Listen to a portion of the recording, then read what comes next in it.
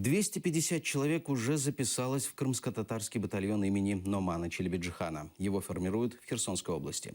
С будущими бойцами встретилась Эльвина Сидбулаева. Отсюда до Крыма рукой подать. Он всего нескольких метров. Оккупирован агрессором России полуостров. Он так близок и так же далек. Здесь, на административной границе, формируется крымско-татарский батальон, который будет освобождать Крым от оккупантов. Осенью пришла повестка мне в российскую армию. Я, получается, взял украинский паспорт, пошел в военкомат. Этому жителю Крыма чуть больше 20 лет. Осенью получил повестку в российскую армию. Оккупантам служить отказался и уехал на материк. Имя и лицо скрывает, потому что опасается за родственников. Как я получил диплом, я опять стал военнообязанным. Пошел в военкомат, говорю, почему, говорю, мне прислали повестку в российскую армию, говорю, если я являюсь на данный момент гражданином Украины. Я решил после данного случая выехать. Вас один раз приглашали или по несколько раз? Повестка меня один раз приходила. Мы встретились с ним на границе, которая разделила его судьбу на до и после оккупации. Парень волнуется. Родительский дом недалеко, но пока там агрессор, поехать туда не может. После того, как объявили о наборе именно в наш батальон именно Номана Челебеджихана, я пошел именно туда. Произошли те события именно в 2014 году. После него как-то, мне сказать, Крым стал какой-то серой зоной.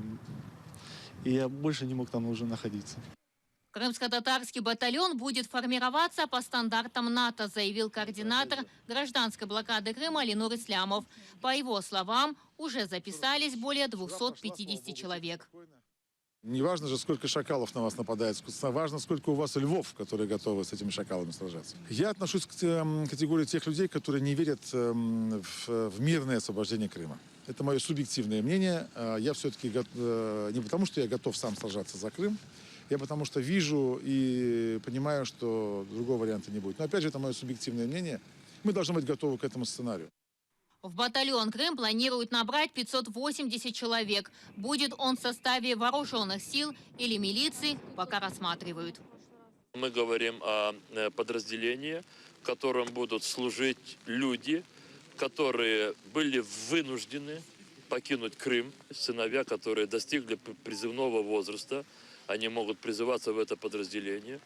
Там могут служить выходцы из Крыма, которые по контракту, они по контракту будут защищать свое государство, Украину. Там могут служить дети тех людей, которые сегодня живут в Крыму.